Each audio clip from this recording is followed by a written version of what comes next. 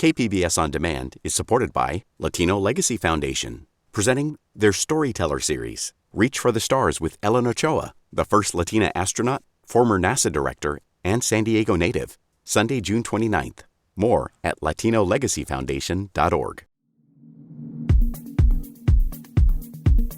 An increase in COVID-19 cases has put San Diego County back into the state's most restrictive purple tier. It means restaurants, churches, gyms, and movie theaters have to stop indoor operations. Also, school districts that haven't already reopened for in-person learning have to put their plans on hold. Some business owners say they plan to defy the state's mandate. At a press conference on Tuesday, San Diego County Supervisor Nathan Fletcher says county officials are working with local police to step up enforcement for egregious violations. No one wants to be punitive. No one wants any business or any entity to be closed at all. But the simple reality is we are now faced with an increase in spread and transmission that threatens our community. The state has relaxed restrictions so that personal care businesses, including salons, barbershops, and tattoo shops, can stay open in the purple tier. The new restrictions begin this Saturday, and they'll stay in effect for at least 3 weeks.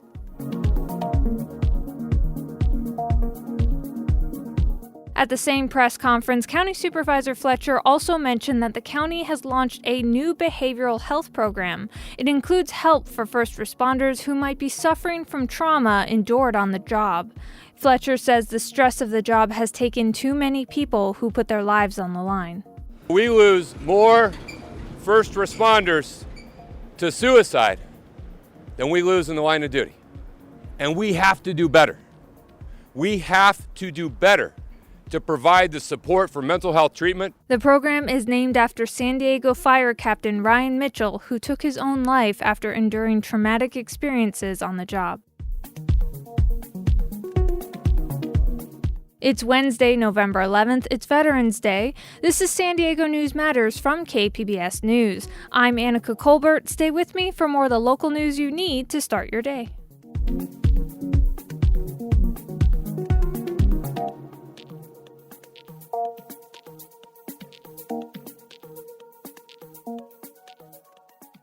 KPBS On Demand is supported by the San Diego County Toyota dealers, presenting a new 2025 Tundra designed to combine performance and comfort with up to 437 horsepower and 10-speed automatic transmission. See your Toyota dealer. The San Diego County Toyota dealers. We make it easy.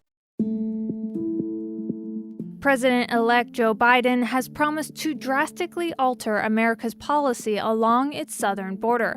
KPBS reporter Max Rivlin-Nadler says reversing 4 years of Trump administration priorities won't be so easy. The Trump administration has been almost singularly focused on border policy and the treatment of immigrants. It has used its authority in uncharacteristic ways along the border and sped along policies that have run afoul of the courts. And while President-elect Biden has promised to undo many of these policies, a new report this week from the Nonpartisan Migration Policy Institute says it won't be easy and definitely won't happen as quickly as many would like. Doris Meisner is one of the authors of the report. They really did more than any other president has done in the immigration system. So unwinding it is certainly something that a Biden administration has pledged to do, but many of them will take time. President-elect Biden has promised to end the controversial Remain in Mexico program, but he has yet to release any details on how or when his administration would do so. Max Rivlin-Nadler, KPBS News.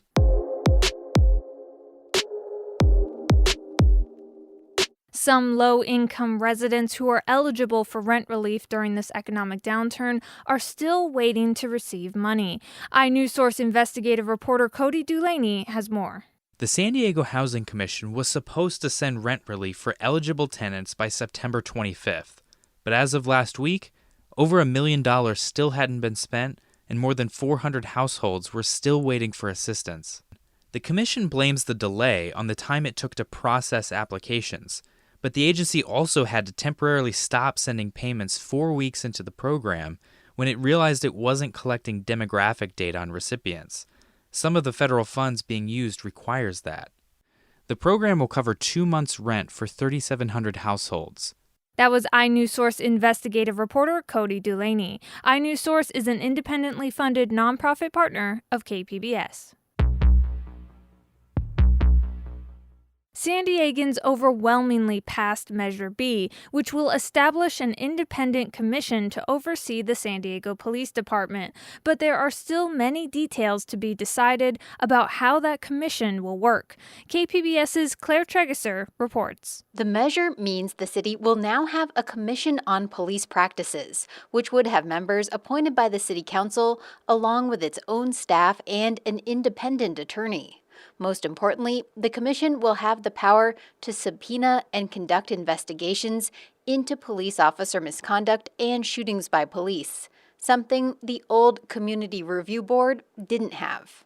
But first, the City Council needs to draft and pass an implementation ordinance that will lay out how the new commission works, how many members it will have, and how those members will be chosen. And also working with the primary unions that will be affected. We bring them into that process as well. Councilmember Monica Montgomery Stepp strongly supported Measure B.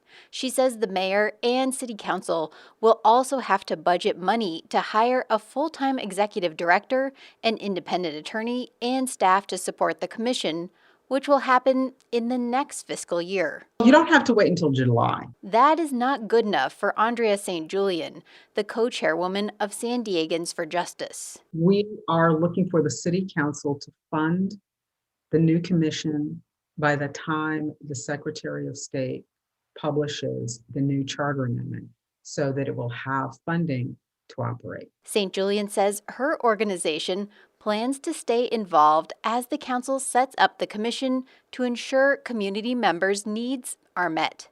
Claire Tregeser, KPBS News. With schools closed because of the pandemic, school buses were left idle for months. But now, as schools slowly reopen for in-person learning, transportation departments have to figure out how to keep buses virus-free.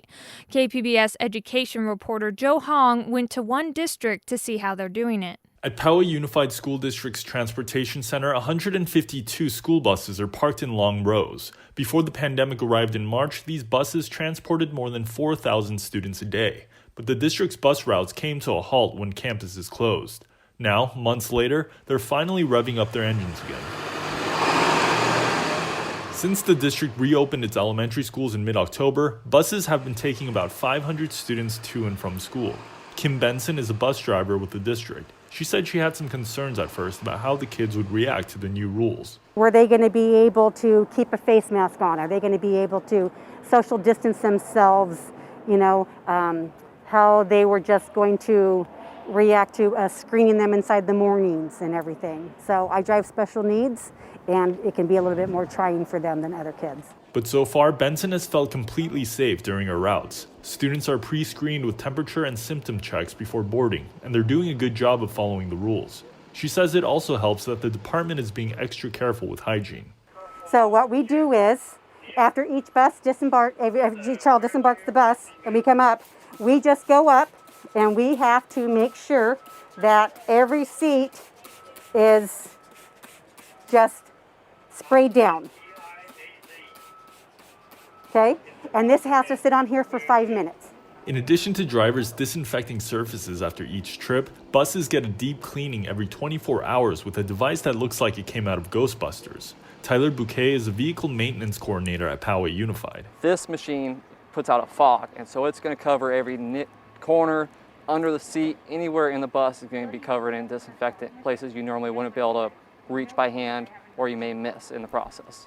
He's wearing a backpack attached to something that looks like a hairdryer that shoots out an electrostatic fog. The electrostatic part causes them to stick to every surface in the bus. So you don't have to, even if you don't point at that surface, it's still going to fog out and touch everything and stick to it and make sure every surface is comes in contact with disinfectant. These disinfecting measures have come at a cost for Poway Unified. The transportation department has spent more than $45,000 on COVID-related supplies. The district has also lost over $1 million in revenue from the lack of bus pass sales. Tim Purvis is the transportation director at the district. We want our students back on our buses, and we don't want the parent feeling that they have to drive their child in their automobile and getting clogged in that traffic at our school sites and everything. We want them to have that same confidence that when they're ready to return their child to a PUSD school site, that includes the bus to go with it. They'll face an even greater challenge if and when the district opens middle and high schools. But Purvis says they're ready. Our driver is key in this, absolutely key, and the parent having that confidence that driver is assuring the safety of their child. Other districts are also grappling with how to figure out bus operations. Cajon Valley Union, a K-8 district in East County, reopened all of its schools in September but lost 80% of its bus riders. At San Diego Unified, a limited number of schools have opened for in-person instruction, and a small number of students are riding the bus regularly. For the most part, however, the district's school buses have been used to deliver food and school supplies. Joe Hong, KPBS News.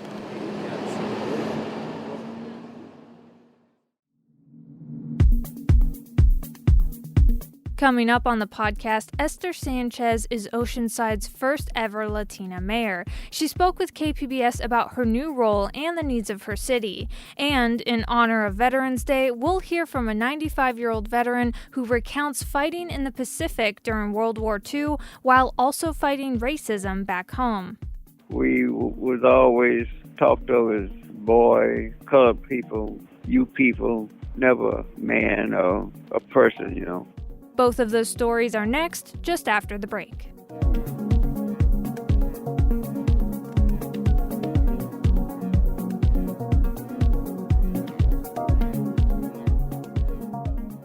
KPBS On Demand is supported by Marroccal Design and Remodeling, helping homeowners with their home remodeling needs. From ADUs to kitchen remodels, room additions, and custom homes, Marroccal Design and Remodeling can help homeowners design and build their dream homes. More at trustyourhometous.com. Oceanside is San Diego's third largest city after San Diego and Chula Vista. It has traditionally been a conservative town. It shares a border with Camp Pendleton, but Oceanside voters have elected a new mayor who is a Democrat. Esther Sanchez is the city's first Latina mayor and the first woman to serve in this capacity. She spoke with KPBS Midday Edition host Allison St. John about her new role. Here's that interview. What's your reaction to being the first woman and the first Latina to be elected mayor? I think that a lot of what we have in Oceanside includes the magnificent diversity that we have. And growing up in Oceanside, actually, my dad grew up in Oceanside. So when I grew up in Oceanside, there were maybe 30,000 people. And so I still feel that it's a small town, even though it's grown to be over 174,000. And for me, it's about the people. And I think that, people elected me because of who I am. But to be the first Latina and the first woman is truly historic. So you've been on the council for 20 years and you've seen a lot of changes.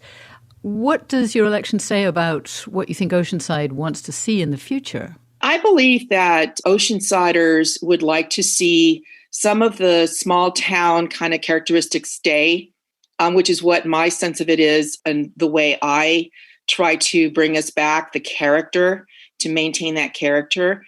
So I think that because of that, I think that people want to give me that chance. They tend to want to give me that chance.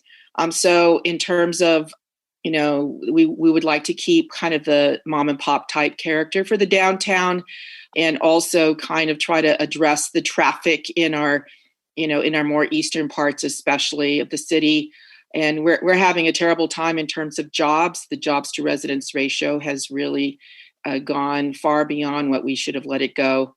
So we need jobs, we need affordable housing, we need to address our homeless issues. And I think that that's what I've been talking about, especially the last few years. And I think that that's what the people want. And that's why they elected me. Okay, so let's talk about homelessness. What do you think is the first thing that needs to be done? We need to provide a shelter, and maybe I should say shelters, because it just can't be one.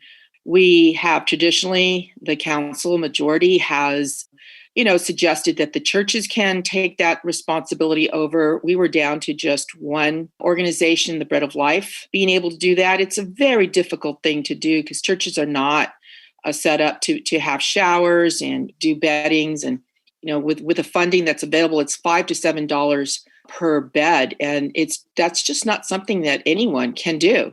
So we need shelters. We need to be the leadership on this. We do have some private individuals who've been wanting to do this since we have been pretty much inactive.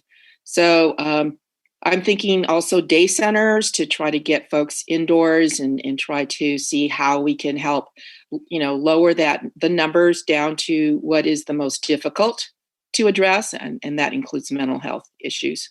And what do you propose to do to attract more jobs to Oceanside? Well, it all ends up being a land use issue. We have a general plan that pretty much our forefathers and sisters laid out a plan that would include industrial, commercial, and several of those areas have over time been converted into residential. And so the remaining industrial and commercial really needs to maintain that status. And what we need to do is develop job centers, which is what other cities have done.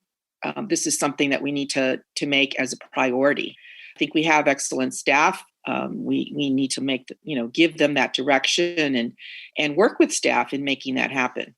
So, Mayor Sanchez, are you concerned about the city's finances as a result of the COVID-19 pandemic? I am. And, this is kind of a silver lining that we're, becoming this bedroom community. In terms of our revenues, the tax base has mostly relied on property taxes and sales tax. And we're just beginning to rely on TOT, and especially with regard to vacation rentals. That's something very recent. So we've actually fared pretty well because of that. But how long we can sustain this, because we did do a job freeze and pretty much eliminated our maintenance and operations funds. And we are spending some reserves. How long we can do that, I definitely join in others really appreciating the fact that we are looking at a vaccine that's 90% perhaps, that will be free. I mean, I think that, that news comes at a really, really critical time. Now, the Oceanside is becoming a destination for many visitors, and TOT, the transient occupancy tax, could be affected too. Do you see the future of Oceanside as a destination for visitors? I do, especially for those that are choosing not to travel, say, outside. We're a hop and a skipping away from several inland places to come to Oceanside. We work really hard to maintain a clean beach, and we're at this time talking about how to make it possible to have more sand on our beaches. But at the same time, I think this was an election. I think the voters are also saying, okay, don't just think about tourism, think about us. So it's a balance. It's definitely a balance, and I think the key is to maintain a good balance. Now, you strongly opposed a new development in Morrow Hills, the North River Farms project. The voters rejected it, and it would have added more than 500 new homes to the city's roster. The state of California is requiring the city to build thousands of new homes in the next decade to meet the growing population. Where in the city do you want new housing to be built? Well, we have a lot of infill places where higher density housing could be built. And certainly it would make a lot better sense if it's near services, existing services.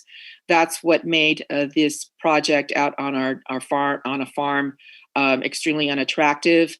The staff, recommended against it because it was not going to be able to provide us really any requirements that we are being, that the state is demanding that we fill. So it would have been in a place that had absolutely zero infrastructure improvements, no water, sewer, roads. It would have been it certainly would have been an impact to the general fund as well as on services. I was very concerned about what it would do to water bills, for example.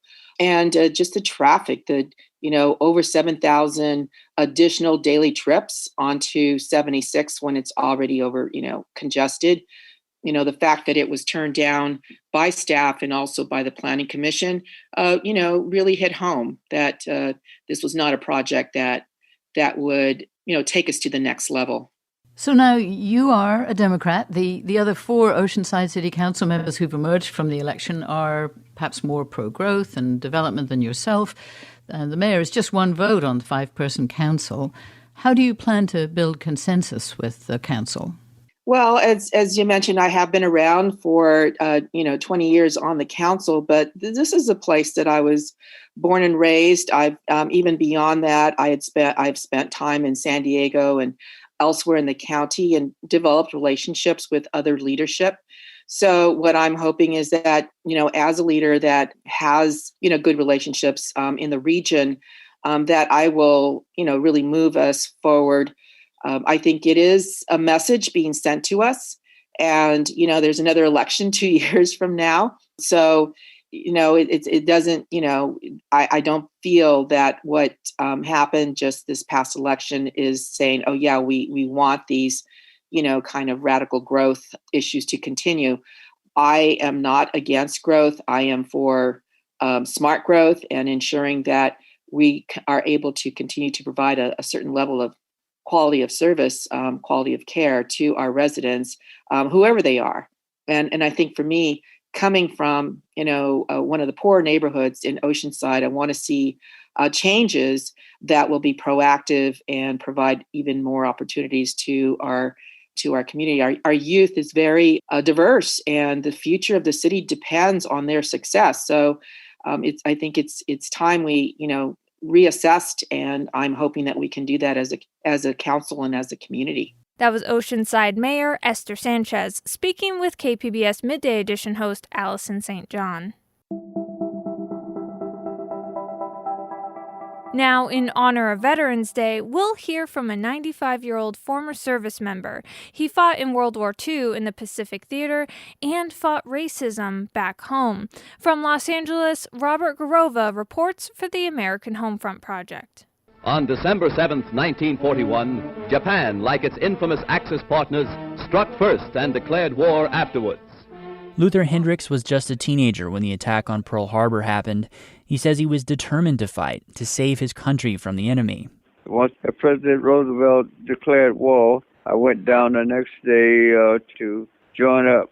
I was told that they didn't take colors in the Marines. But as the war effort ramped up, the armed services began following an order from President Franklin D. Roosevelt to open all branches of the U.S. Armed Forces to African Americans.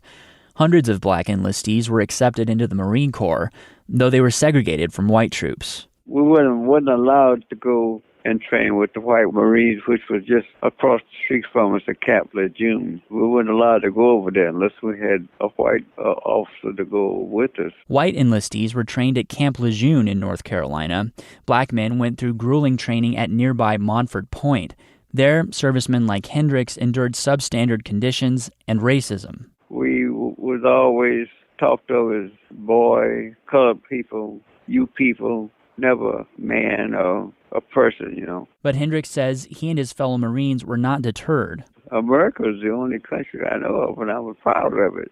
The segregation part was hard, but I paid it no mind because back in them days, everybody was gung-ho to defeat the enemy and come on back and get to your regular life. Between 1942 and 1949, 20,000 black Marines trained at Montford Point. The Montford Point Marines, as they're known, would go on to be celebrated in military history. Like the famed Tuskegee Airmen, they too were trailblazers.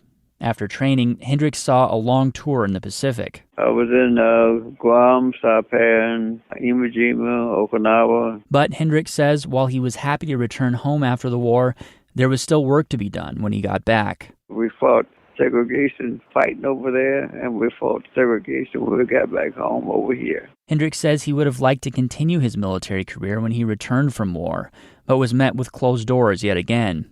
Hendricks would go on to work as an electrician's assistant and has lived in Vallejo, California ever since coming back from war. More than 6 decades later, Hendricks and his fellow Montford Point Marines were awarded the Congressional Gold Medal. Here's California Congresswoman Nancy Pelosi speaking at the ceremony in 2012. The time of these Marines in an age of inequality, breaking the color barrier in the Marine Corps took nothing less than perseverance, patriotism, and courage of extraordinary proportions. That was a great day.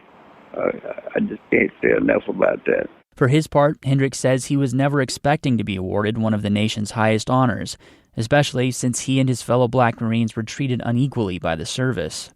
We've come a long way. And I have people in service now, like when I went back to Washington, come up and said, thank you for paving the way because I wouldn't be where I am without you. And that makes you feel good. You feel like it was all worth it. But as a country, we still got a ways to go. We see changes coming now, but it's slow. These days, Hendricks says he enjoys traveling as much as possible, seeing states across the U.S., before the pandemic anyway. And he's proud of his grandkids, great-grandkids, and great-great-grandkids. This Veterans Day, Hendricks says he'd like Americans to remember the determination of the Montford Point Marines and others during World War II. They deserve to be honored, he says. That was Robert Garova reporting from Los Angeles. This story was produced by the American Homefront Project, a public media collaboration that reports on American military life and veterans. Funding comes from the Corporation for Public Broadcasting. That's it for the podcast today. Thanks for listening and have a great day.